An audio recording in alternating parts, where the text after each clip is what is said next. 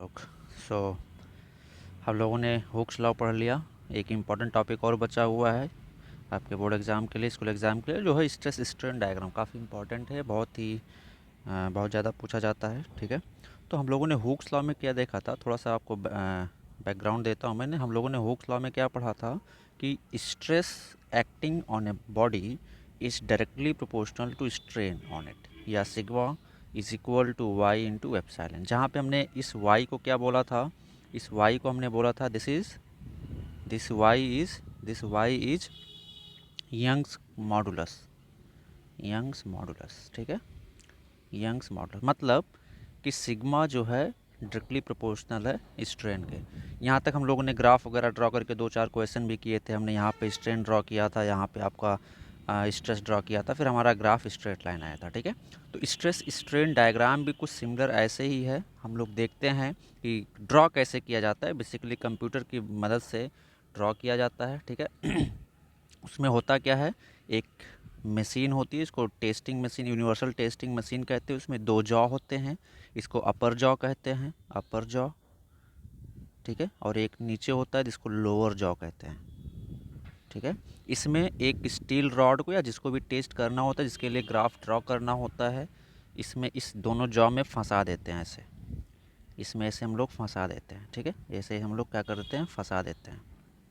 ठीक है, अब ये जॉ जो होता है, ये जो जॉ होता है, मशीन का पार्ट होता है। मशीन जो है कंप्यूटर से कनेक्टेड होती है, और ये मशीन जो है, ये दोनों जॉ मिल के इस बार बार पे फोर्स अप्लाई करते हैं। सपोज अगर हमें टेंशन फोर्स अप्लाई करते हैं तो होता क्या है ये अपर जॉ ऊपर की तरफ मूव करता है और ये लोअर जॉ नीचे की तरफ मूव करता है ना।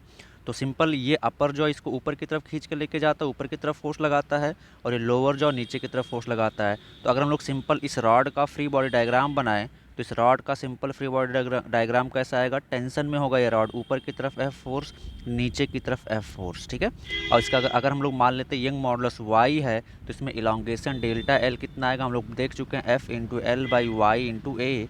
जहाँ पे ए क्या है, cross section area of the rod है, एल क्या है, एल जो है लेंथ ऑफ द रॉड है। ये सारा चीज़ हम लोग डिस्कस कर चुके हैं। ठीक है, अब जैसे जैसे फोर्स बढ़ाएंगे इलांगेशन बढ़ता जाएगा। ठीक है, तो हम लोग क्या करते हैं, या इस फोर्स को हम लोग क्या नाम दे देते हैं, फोर्स बाय एरिया स्ट्रेस हो जाएगा। ठीक है, सब लोग इस फॉर्म में भी लिख सकते हैं।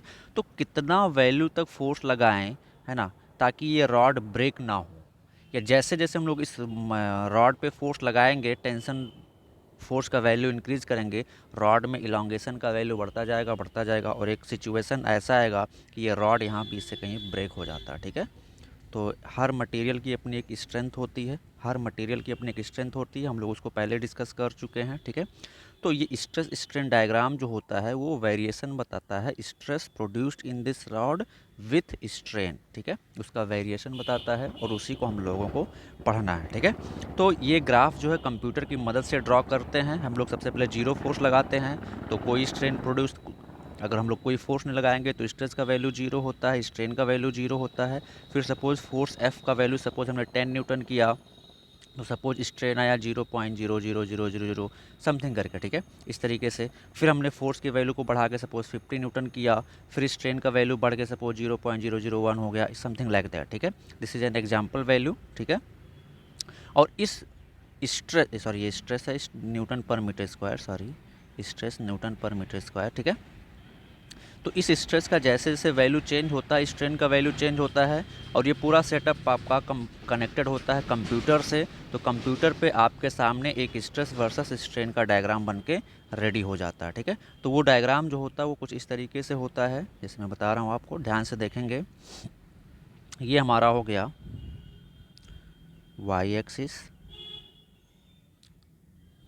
This is our X axis, ये एक्स एक्सिस हो गया हमारा, ये हमारा वाई एक्सिस हो गया। इस वाई एक्सिस पे मैं स्ट्रेस को ड्रॉ करने वाला हूँ, सिग्मा स्ट्रेस, और इस एक्स एक्सिस पे मैं स्ट्रेन को ड्रॉ करने वाला हूँ, स्ट्रेन एप्सिलॉन। ठीक है, अब ध्यान से देखें, ग्राफ जो आता है, आपको ग्राफ को थोड़ा मेमोराइज करना होगा। जो ग्राफ आता है ये समथिंग लाइक दैट, यहाँ तक ग्राफ बिल्कुल स्ट्रेट लाइन, इसके बाद ग्राफ थोड़ा सा टर्न लेता है, यहाँ के बाद स्ट्रेट लाइन नहीं होता है,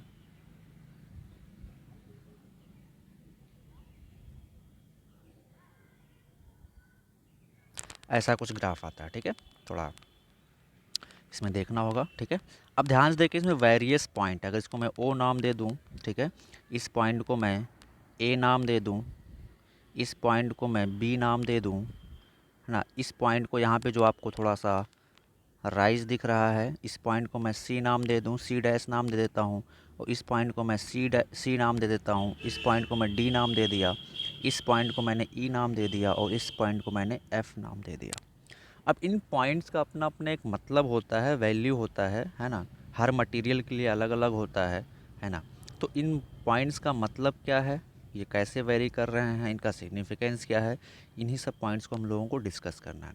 तो सबसे पहले आप ध्यान से देखें, ओ से लेकर ए तक, ओ से लेकर ए तक ग्राफ हमारा पूरा स्ट्रेट लाइन है। ओ ए जो है वो पूरा स्ट्रेट लाइन है।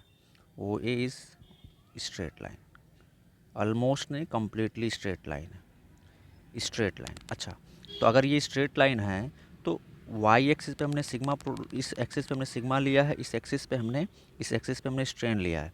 तो अगर स्ट्रेट लाइन है ये ग्राफ, मतलब क्या होगा, stress is directly proportional to strain. तो यहाँ पे हम लोग क्या लिखेंगे, sigma is directly proportional to strain, that means sigma is equal to Y into epsilon. ये हुक्स लॉ है, और ये क्या होता था, यंग्स मॉडुलस, हम लोग पढ़ चुके हैं, यंग्स मॉडुलस, यंग्स मॉडुलस, ठीक है, ये हम लोग पढ़ चुके हैं, ये हम लोग पढ़ चुके हैं, ठीक है।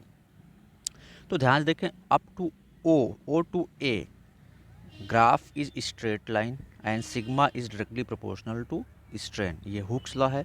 तो पॉइंट ए को हम लोग क्या बोलते हैं, प्रोपोर्शनैलिटी लिमिट। पॉइंट ए को क्या बोलते हैं हम लोग, प्रोपोर्शनैलिटी लिमिट। ध्यान से समझेंगे ग्राफ को, प्रोपोर्शनैलिटी लिमिट। प्रोपोर्शनैलिटी लिमिट का मतलब क्या हो, up to point A means up to point A Hooke's law is valid, up to point A, up to point A Hooke's law is valid, इसीलिए इसको प्रोपोर्शनैलिटी लिमिट कहते हैं, Hooke's law is valid, ठीक है। Means stress sigma is directly proportional to strain, दोनों linearly vary कर रहे हैं। किसी चीज़ का ग्राफ अगर स्ट्रेट लाइन होता है, दैट मीन्स दोनों चीज़ें कैसे वेरी कर रही हैं, लीनियरली वेरी कर रहे हैं। कैसे वेरी कर रहे हैं, लीनियरली वेरी कर रही हैं। तो पॉइंट ए को हम लोग क्या बोलते हैं, प्रोपोर्शनैलिटी लिमिट, या up to point A Hooke's law is valid. मतलब यहाँ से लेकर के यहाँ तक, ओ से लेकर के ए तक हुक्स लॉ जो है हमारा वो वैलिड है ना। पॉइंट ए के बाद हुक्स लॉ वैलिड नहीं है। अगर हम लोग पॉइंट ए तक, सपोज पॉइंट ए पे स्ट्रेस का वैल्यू कितना होगा, पॉइंट ए पे स्ट्रेस का वैल्यू सपोज ये है सिग्मा ए। तो up to suppose point A तक हमने कोई फोर्स लगाया, और यहाँ स्ट्रेन कितना प्रोड्यूस हो रहा है, दिस वन, एप्सिलॉन ए, ठीक है।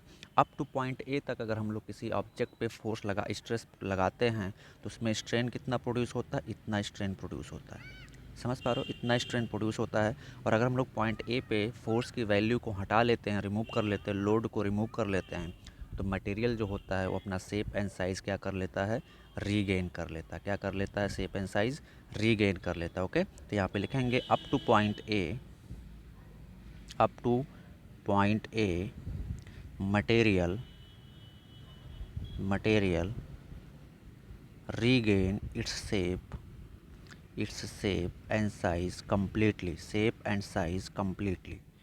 regain its shape and size completely, ठीक है। अब डिस्कस करते हैं पॉइंट बी का, ए से बी रीजन में क्या हो रहा है। तो आप ध्यान से देखें, ए से बी रीजन में ग्राफ हमारा स्ट्रेट लाइन नहीं है। ए से बी रीजन में हमारा ग्राफ स्ट्रेट लाइन नहीं है, मतलब beyond point A Hooke's law will not be valid. कि हुक्स लॉ आपका लीनियर रिलेशन देता है स्ट्रेस और स्ट्रेन में, तो ग्राफ लीनियर होना चाहिए, स्ट्रेट लाइन होना चाहिए। But beyond point A graph is curve, graph is not straight line. तो ग्राफ अगर स्ट्रेट लाइन नहीं है, that means hooks law valid नहीं है। तो second important point, beyond point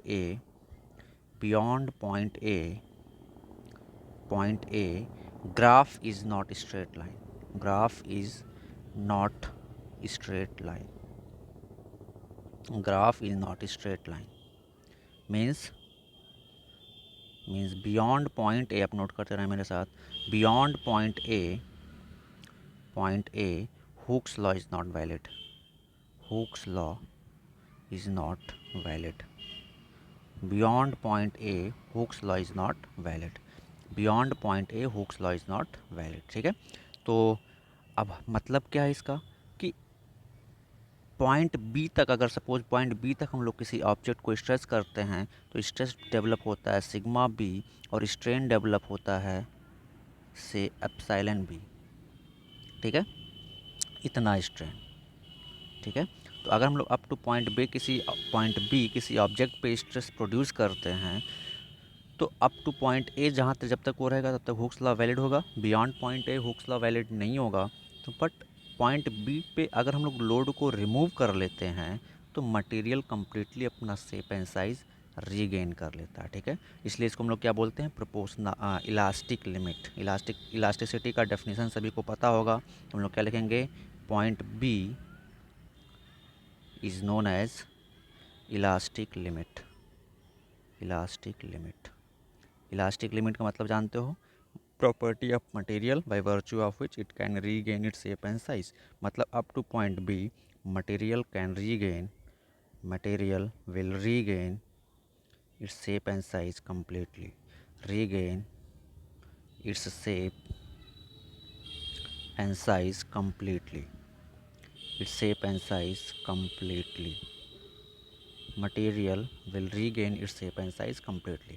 देखिए पॉइंट ए तक भी वो अपना शेप कम्प्लीटली रीगेन कर ले रहा है, पॉइंट बी पे भी वो, वहाँ पे अगर हम लोग लोड को रिमूव कर रहे हैं तब भी मटेरियल अपना shape and size completely regain कर ले रहा है। But what is the difference between point A and point B? Up to point A stress is directly proportional to strain, मतलब इस रीजन में स्ट्रेस जो है वो डायरेक्टली प्रोपोर्शनल है स्ट्रेन के, है ना। मतलब अप टू पॉइंट ए इस रीजन में O to A Hooke's law is valid, but इस रीजन में हुक्स लॉ वैलिड नहीं है, ए बी रीजन में हुक्स लॉ वैलिड नहीं है। मटेरियल अपना शेप रीगेन कर ले रहा है बट हुक्स लॉ वैलिड नहीं है, ठीक है। चलो ये 2 पॉइंट हो गए। अब आते हैं पॉइंट सी डैश और सी पे, है ना। तो पॉइंट सी डैश नोट करें, point C dash, third point, point C dash, point C dash, इसको हम लोग बोलते हैं upper yielding point. Upper yielding, yielding का मतलब क्या होता है मैं समझाऊंगा अभी। यील्डिंग पॉइंट, ठीक है, या यील्डिंग पॉइंट और लिमिट, अपर यील्डिंग लिमिट। पॉइंट सी क्या है, पॉइंट सी क्या है, पॉइंट सी क्या है, पॉइंट सी जो है this that one is lower yielding point, lower yielding point, lower yielding point और लिमिट। तो सर ये यील्डिंग का मतलब क्या होता है? तो यील्डिंग का मतलब ये होता है कि जहाँ पे मटेरियल अपनी स्ट्रेंथ ऑलमोस्ट खो चुका है, ऑलमोस्ट अपनी स्ट्रेंथ क्या हो कर चुका है, वो खो चुका है। आप देखें इस रीजन को ध्यान से देखें, आप इस रीजन को ध्यान से देखें, इस रीजन को ध्यान से देखें, graph is almost parallel to strain. मतलब ध्यान से देखें, स्ट्रेस का वैल्यू कम हो गया या स्ट्रेस का वैल्यू ऑलमोस्ट कांस्टेंट है, बट स्ट्रेन इस रीजन में काफ़ी तेज़ी से बढ़ रहा है। ध्यान से देखो, हमने स्ट्रेस बहुत कम बढ़ा रहे हैं। अगर मैं सी डैश की बात करूं तो सी डैश पे स्ट्रेस इतना होगा और लोअर यील्डिंग लिमिट पे ध्यान से देखो तो कम हो गया है ना। बट स्ट्रेन जो है इतना चेंज हो रहा है, स्ट्रेस में, स्ट्रेन में बहुत ज़्यादा चेंज हो रहा है।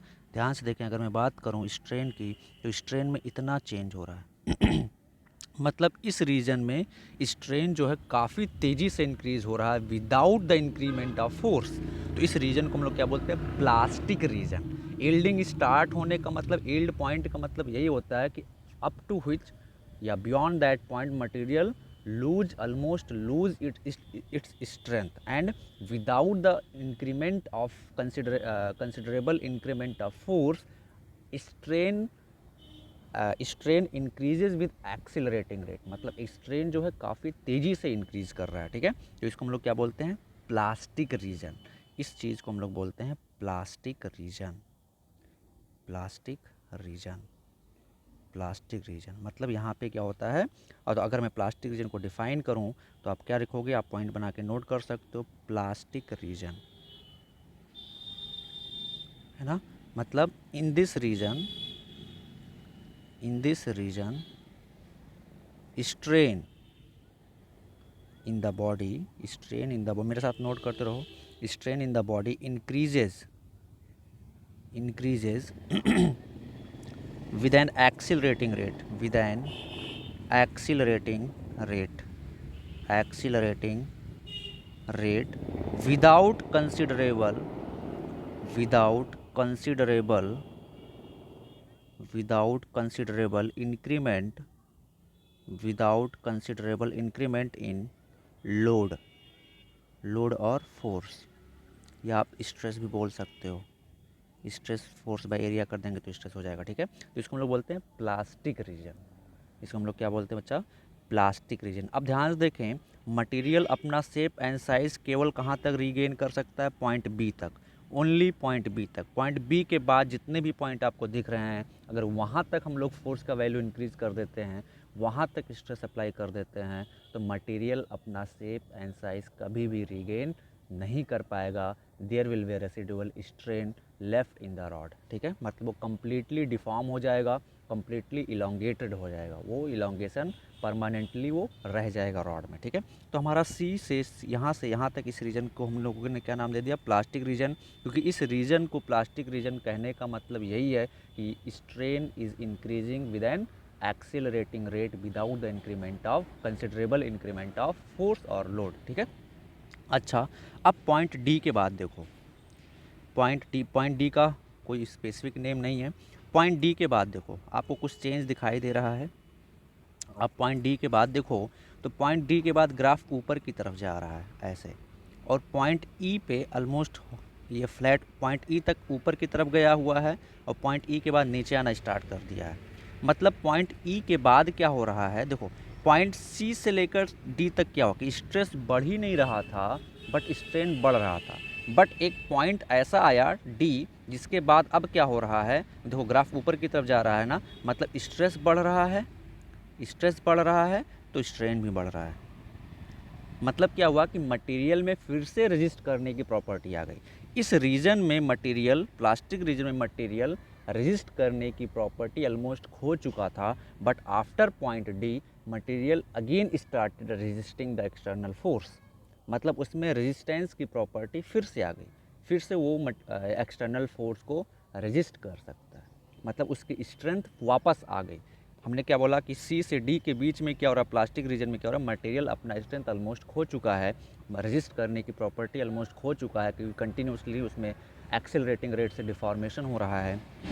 बट पॉइंट डी के बाद स्ट्रेस बढ़ रहा है तो स्ट्रेन भी बढ़ रहा है। दैट मीन्स स्ट्रेंथ जो था मटेरियल का वो वापस आ चुका है, उसमें रेजिस्ट करने की प्रॉपर्टी वापस आ चुकी है। इसीलिए इसको हम लोग क्या बोलते हैं बच्चा, स्ट्रेन हार्डनिंग रीजन। इसको हम लोग क्या बोलते हैं, स्ट्रेन हार्डनिंग रीजन। इस रीजन को डी से ई तक के हम लोग क्या बोलते हैं, strain hardening region, strain hardening region, ठीक है, स्ट्रेन हार्डनिंग रीजन। तो आप लोग नोट कर लें स्ट्रेन हार्डनिंग रीजन का मतलब क्या होता है ना। तो नोट करते चलें, D to E is known as strain hardening region, strain hardening region. Strain hardening region का मतलब material again acquires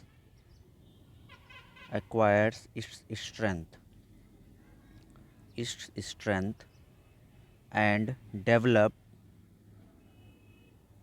develops tendency to resist deformation, ठीक है। इसके बाद देखें पॉइंट ई क्या है, point E is the ultimate strength, point E is the ultimate strength, point E is the ultimate strength, ठीक है, अल्टीमेट स्ट्रेंथ। पॉइंट ई के बाद देखें ग्राफ कम्प्लीटली नीचे की तरफ झुक गया है, मतलब पॉइंट ई है अल्टीमेट स्ट्रेंथ। पॉइंट ई के बाद ध्यान से देखें तो स्ट्रेस का वैल्यू अगर हम लोग घटा भी रहे हैं तो भी स्ट्रेन कंटिन्यूसली बढ़ रहा है, ठीक है। ध्यान से देखें कि वो ये भी पॉइंट ले लें, ग्राफ नीचे की तरफ आ रहा है, ऐसे नीचे की तरफ आ रहा है, मतलब अगर हम स्ट्रेस जो है घट रहा है फिर भी स्ट्रेन जो है बढ़ रहा है। तो पॉइंट ई को हम लोग अल्टीमेट स्ट्रेंथ कहते हैं, that means this is the possible strength of the material, ठीक है। अल्टीमेट स्ट्रेंथ का मतलब वही होता है maximum possible strength of the material, ठीक है। तो हम लोग यहाँ पे नोट करते हुए चलते हैं।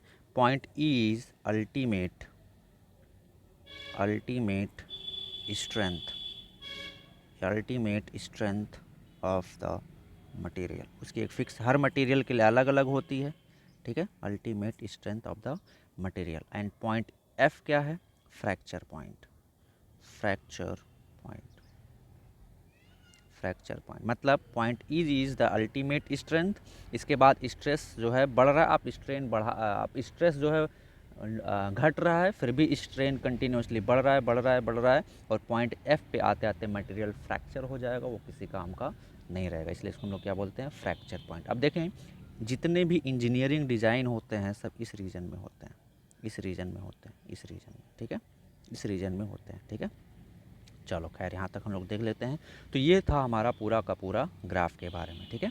आप अच्छे से नोट कर लें, ठीक है। अब इसमें से क्वेश्चंस कैसे पूछे जाते हैं, जैसे आप नोट कर लें, आप नोट कर लिया होगा इसको आप लोगों ने, तो मैं आपको फिर से बताता हूँ, आप एक बार नोट कर लें फिर से। मैं छोटा कर देता हूँ, आप नोट कर लें, है ना, नोट कर लें फटाफट, सारे पॉइंट्स आप नोट कर लें फटाफट, फिर हम लोग आगे बढ़ते हैं। अब इसमें देखो क्वेश्चंस कैसे पूछे जाते हैं बच्चा लोग, इसमें क्वेश्चंस कैसे पूछे जाते हैं, आपको ग्राफ दे देगा, है ना, आपको एक ग्राफ दे देगा, आपको ग्राफ इस तरीके से दे देगा, है ना, ऐसा ग्राफ दे देगा कि ये हमारा स्ट्रेस वर्सेस स्ट्रेन का ग्राफ है, इस पे हमने स्ट्रेन दे दिया, इस पे आपने स्ट्रेस दे दिया, और ग्राफ हमने ड्रॉ कर दिया, है ना।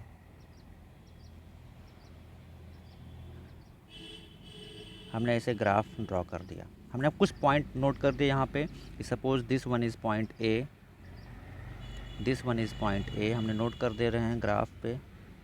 हमने दे दिया ये पॉइंट ओ है हमारा, this is point A, this one is point B, this one is point C dash, this one is point C, this is D, this is E, and this one is F, ठीक है, this one is F.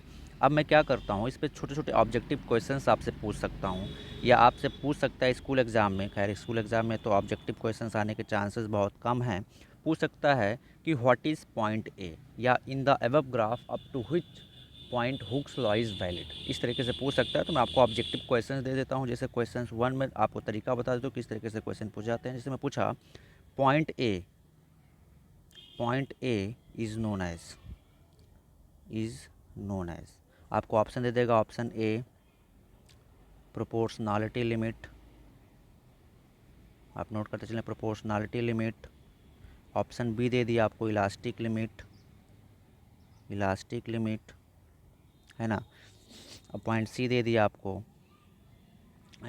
Yield point, yielding point. तो पूछा which of the following is correct, option D none, which of the following is correct. चलो जल्दी जल्दी बता दो which option, बहुत सिंपल सा क्वेश्चन मैंने पूछा, जो अभी पढ़ा है उसी पे क्वेश्चन पूछ रहा हूँ, ठीक है।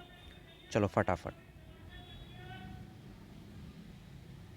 तो कौन सा होगा बच्चा करेक्ट इसमें? प्रोपोर्शनैलिटी लिमिट वाला करेक्ट हो जाएगा, क्योंकि ध्यान से देखें, आप देख के बता सकते हैं, up to point A graph is straight line, up to point A graph is straight line, limit का मतलब point beyond point A graph is not straight line, तो up to point A stress is directly proportional to strain, मतलब proportionality limit, इसीलिए proportional है stress strain के, इसलिए इसको proportionality limit कहते हैं। इस पॉइंट के बाद, पॉइंट ए के बाद जो है स्ट्रेस स्ट्रेन के प्रोपोर्शनल नहीं है, और ग्राफ स्ट्रेट लाइन नहीं है, ठीक है। चलो इसमें से मैं दूसरा पूछता हूँ, दूसरा question, up to which point, up to which point material regain its shape and size completely, completely, ठीक है। तो मैंने आपसे ऑप्शन दे दिया, option A point A, option B point B, option C point C dash, option D point E, option E both A and B. चलें फटाफट फटाफट आंसर करके बताएं which option will be correct. जल्दी जल्दी बिना देर किए हुए फटाफट फटाफट बताएं, बिना देर किए हुए फटाफट फटाफट फटाफट। तो इसमें से कौन सा ऑप्शन करेक्ट होगा? देखो पॉइंट ए तक भी अपना वो मटेरियल रीगेन कर लेता है तो ये भी करेक्ट है, पॉइंट बी तक भी वो रीगेन कर लेता है तो ये भी करेक्ट है। तो इसमें से कौन सा ऑप्शन हमको चूज़ करना होगा? Both A and B, both A and B will be correct. तो डिफरेंस क्या है पॉइंट ए और पॉइंट बी में? पॉइंट ए और पॉइंट बी में डिफरेंस क्या है फिर? पॉइंट ए और पॉइंट बी में डिफरेंस क्या है इस रीजन में? इस रीजन में जो है stress is not directly proportional to strain, है ना। स्ट्रेस स्ट्रेन के प्रोपोर्शनल नहीं है। हुक्स लॉ इस रीजन में वैलिड नहीं है। Hooke's law is not valid, Hooke's law is not valid. तो ऐसा भी मैं क्वेश्चन पूछ सकता हूँ ग्राफ देके कि हुक्स लॉ कहाँ तक वैलिड है, तो हुक्स लॉ ओ से लेकर ए तक वैलिड है। इस रीजन में हुक्स लॉ क्या है? वैलिड है। यहीं पे मैं आपको क्वेश्चन भी करा दे रहा हूँ, हुक्स लॉ इज़ वैलिड। ठीक है, फिर मैं आपसे क्वेश्चन पूछता हूँ, फटाफट फटाफट आंसर करेंगे। चलो, in which region of the graph strength of the material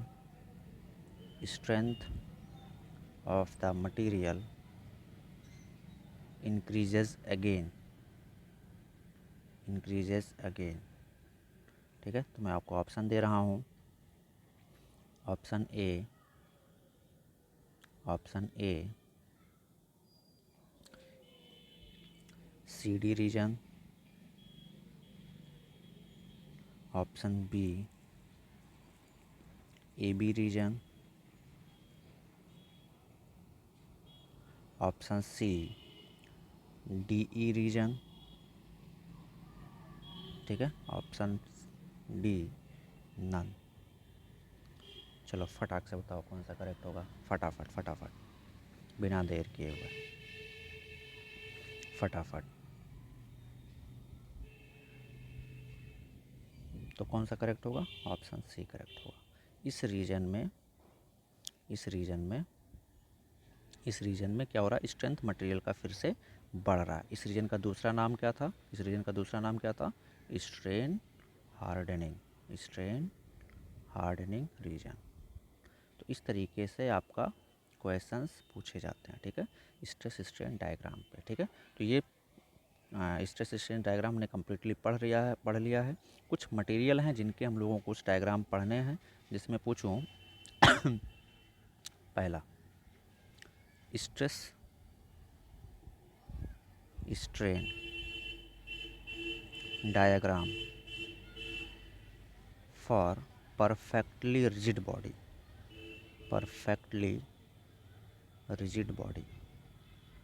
चलो एक बार ड्रॉ करो, तुम लोग खुद ड्रॉ करो, फिर मैं ड्रॉ करता हूँ।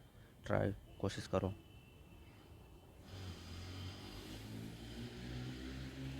चलो देखते हैं। तो परफेक्टली रिजिड बॉडी का मतलब क्या होता है? आप सबसे पहले तो यही समझना होगा, ये स्ट्रेन हो गया एप्सिलॉन, ये स्ट्रेस हो गया सिग्मा। तो परफेक्टली रिजिड बॉडी का मतलब क्या होता है कि डिफॉर्मेशन ज़ीरो। बॉडी पे आप कितना भी फोर्स लगा दो, बॉडी में कोई डिफॉर्मेशन नहीं होता। यानी कि अगर सपोज़ कोई बॉडी हम लोग चूज़ करें, तो बॉडी के किन्हीं भी दो पॉइंट ए और पॉइंट बी के बीच डिस्टेंस जो है वो चेंज नहीं करती है। कितना भी फोर्स लगा दें, ये डिस्टेंस हमेशा क्या रहता है? कांस्टेंट रहता है। तो किन्हीं भी दो पॉइंट के बीच डिस्टेंस चेंज नहीं करेगा, दैट मीन्स स्ट्रेन क्या रहेगा? हमेशा जीरो रहेगा। क्योंकि स्ट्रेन होता क्या है? Delta L by L. जब डेल्टा एल इसमें कोई चेंज आ ही नहीं रहा है, तो डेल्टा एल का वैल्यू जीरो होगा, तो स्ट्रेन हमेशा क्या रहेगा? जीरो। तो हमारा ग्राफ कैसा आ जाएगा? हमारा ग्राफ कुछ ऐसा आ जाएगा। आप स्ट्रेस का वैल्यू बढ़ाते जाओ, बट स्ट्रेन हमेशा क्या रहेगा? जीरो। तो ये हमारा ग्राफ हो जाएगा परफेक्टली रिजिड बॉडी के लिए। ठीक है, परफेक्टली रिजिड बॉडी के लिए। ठीक है, फिर दूसरा आता है perfectly elastic body.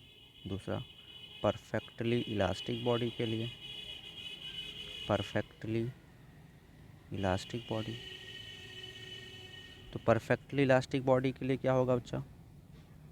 Stress strain, उसके लिए ग्राफ हमेशा क्या होगा, स्ट्रेट लाइन, ठीक है, हमेशा ग्राफ क्या होगा, स्ट्रेट लाइन। परफेक्टली इलास्टिक मतलब material will regain its shape and size completely and Hooke's law will be valid, ठीक है। फिर आता है थर्ड,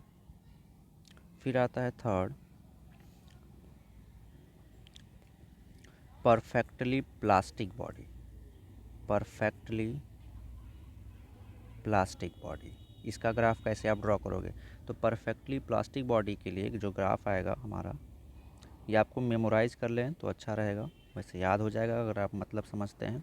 परफेक्टली प्लास्टिक बॉडी के लिए क्या होता है, आपको certain value of force, strain जो रहेगा आपका 0, उसके बाद कंटिन्यूसली ऐसे बढ़ता जाएगा, ठीक है। देखिए स्ट्रेस इस पॉइंट के बाद एक सर्टेन पॉइंट पहुंचने के बाद जो स्ट्रेस वो नहीं बढ़ रहा है, बट स्ट्रेन कंटिन्यूसली बढ़ रहा है, ठीक है। तो इसको हम लोग क्या बोलते हैं, परफेक्टली प्लास्टिक बॉडी, ठीक है। आप इतना नोट कर लें, आपका स्ट्रेस स्ट्रेन ये इलास्टिसिटी चैप्टर ख़त्म हो गया, ठीक है। चलो बाय बाय।